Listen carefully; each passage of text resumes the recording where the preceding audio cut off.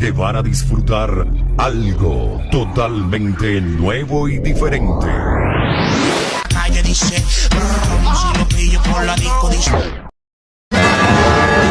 Mentira.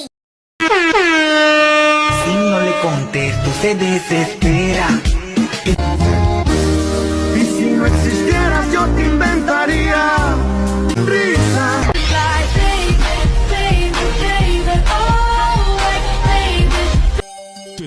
Vivimos en una sociedad de contingencias inevitables y de riesgos crecientes cuyos efectos negativos motivan a la sociedad a la necesidad de reformular el pensamiento ético.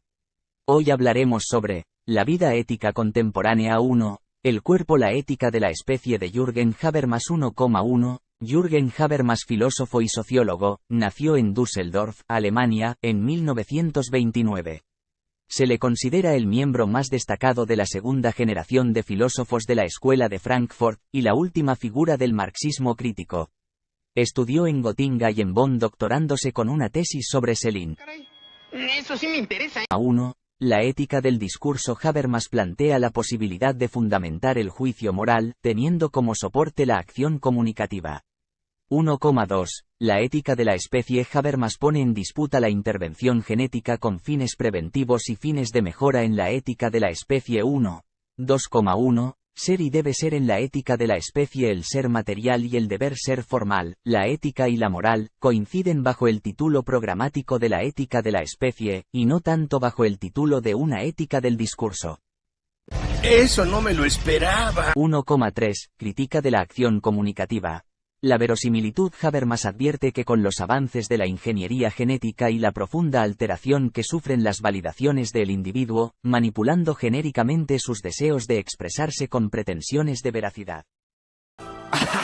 Sí, como si estas cosas pasaran. En resumen, no es posible garantizar las condiciones ideales de las reglas del discurso práctico sin antes conservar una ética de la especie que preserve la libertad de cada individuo para comprender críticamente su propia historia personal. Las convicciones morales solo ligan con eficacia la voluntad si están insertas en una autocomprensión ética que enganche la preocupación por el propio bien al interés por la justicia.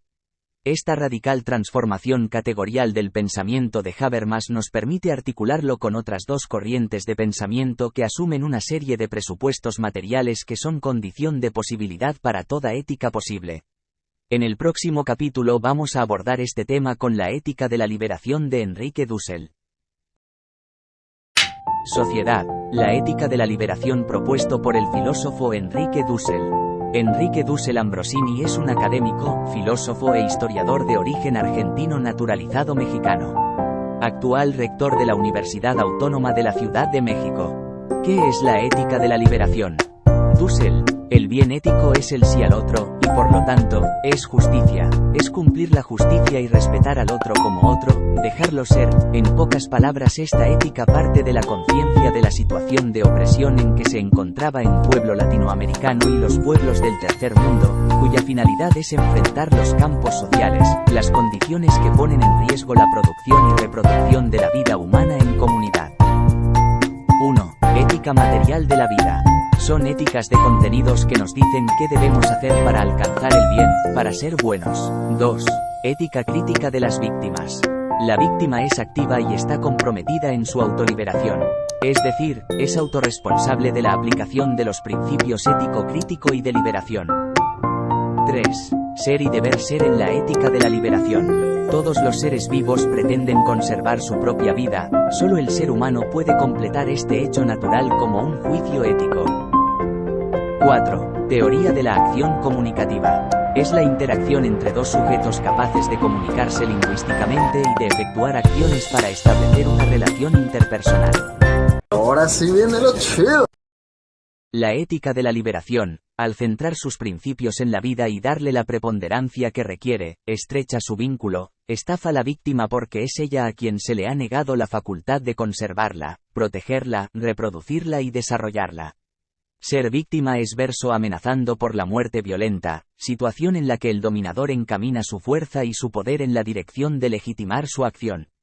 La ética de la liberación es una ética contraria a los amantes necrofílicos de la muerte y se postula como alternativa en una sociedad globalizada y excluyente al optar por la vida y la liberación de la víctima.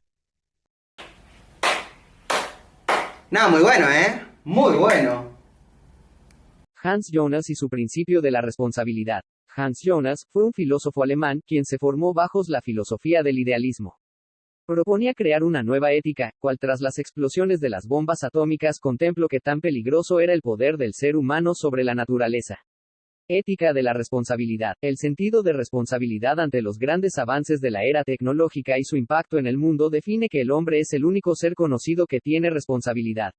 La ética de la época solo se enfocaba en el ser humano y la contemporaneidad, bajo ello entendió que se tenía que proponer una ética donde contemplase a la persona humana y la naturaleza. Características. Es emotivista, prudencial, deontológica y postkantiana. La heurística del temor. ¿De qué trata? Es la base ética de este pensador que consiste en el respeto combinado con el miedo, donde el miedo cumple una función heurística donde nos habla del bien a preservar a través del sentimiento que nos produce el mal imaginado. Objetivo. Objetivo de hacernos reflexionar sobre el hecho de que somos responsables de la continuidad de la vida en el planeta, de las futuras generaciones, es decir, estar conscientes de lo que está en juego. Concluyendo, se entiende que el principio de responsabilidad pide que se preserve la existencia de la humanidad, así como muestra vulnerabilidad que la acción humana suscita a partir del momento en que él se presenta ante la fragilidad natural de la vida, así como se entiende que la obligación que tiene el hombre es mayor en función de nuestro poder transformatorio y la conciencia que tenemos de todos los daños eventuales que pueden ocasionar nuestras acciones. A la segunda mitad del siglo XX se ha identificado tres éticas de la vida: ética de la especie, ética de la liberación y ética de la responsabilidad. Así que, veremos qué sucede. Estoy un poco nervioso. El cruce entre la ética y la vida se dio a partir de 1945 por la proliferación, la aceleración y la amenaza mundial de múltiples ambivalencias entre el crecimiento de la vida y su degradación. Ética de la especie, representada por Jürgen Habermas, privilegia nuestra condición de seres humanos vivos que contamos con un cuerpo heredado genéticamente. La ética de la liberación de Enrique Dussel, privilegia nuestra condición de seres humanos que convivimos en una comunidad continuamente amenazada por la división entre verdugos y víctimas. Ética de la responsabilidad, representado por Hans Jonas, privilegia nuestra condición de seres humanos vivos que mantenemos una relación de interdependencia con el resto de seres vivos y la biosfera terrestre. ¡Demonios, Dom! ¡Eres realmente un genio! Conclusión: estos tres autores construyeron una ética de la vida, porque tratan de encontrar un fundamento a sus razonamientos éticos. Dicho fundamento es una condición de posibilidad que nos convierte en seres humanos capacitados para actuar éticamente.